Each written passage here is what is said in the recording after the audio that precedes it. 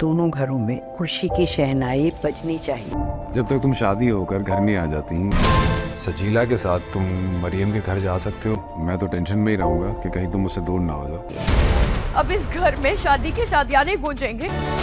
माँ जी, ये ज़ेवरात। तो मेरी शादी की तारीख ले ले। और मेरा बेटा वहाँ जेल में सड़ रहा है। मरियम का रिश्ता पक्का हो गया और अगले हफ्ते शादी की तारीख तय हो जाएगी। इन्होंने ही जमानत कराई है तुम्हारी। पता नहीं मेरे सारे जेवर कहाँ चले गए। ये मुलाकात है तुम्हारी सप्तान से?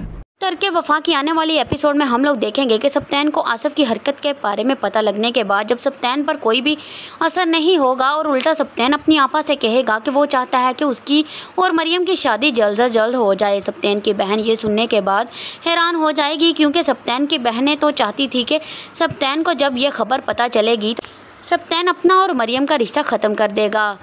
सप्तान सजीला और नदीम को बोलेगा कि मैं चाहता हूं आप लोग मरियम के घर जाएं और मेरी और मरियम की शादी की डेट पक्की करके आएँ। सजीला सप्तान के कहने पर मरियम के घर पहुंच जाएगी और शादी की डेट फिक्स कराएगी। कव्वल मरियम की शादी की डेट पक्की होने की वजह से घर में एक बार फिर से हंगामा शुरू कर देगी और कहेगी कि मेरा बेटा जेल में सड़ रहा है और इन लोगों को शादी की पड़ी हुई है। फिर हम देखेंगे कि सप्तान और मरियम का वालिद आसिफ की रिहाई के लिए जेल जाएंगे और सप्तान वहां अपने ताल्लुकात इस्तेमाल करते हुए आसिफ को रिहा करवा देगा और मरियम का वालिद सप्तान से आसिफ की मुलाकात करवाएगा और बताएगा ये सप्तान ही है जो आज तुम जेल से रिहा हुए हो।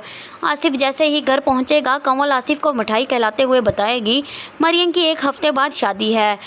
ये सुनने के बाद आसिफ और भी ज़्यादा गुस्से में आ जाएगा और अपनी हरकतों से बाज ना आते हुए मरियम की मां को दादी ने जो जेवर दिया था मरियम की शादी के लिए वो चोरी कर लेगा। मरियम की मां जब शादी की तैयारी कर रही होगी और जेवर को अपनी जगह पर ना पाकर अम्मा के पास आएगी और बताएगी मैंने सारा जेवर यहीं पर रखा था लेकिन अब डब्बे खाली हैं।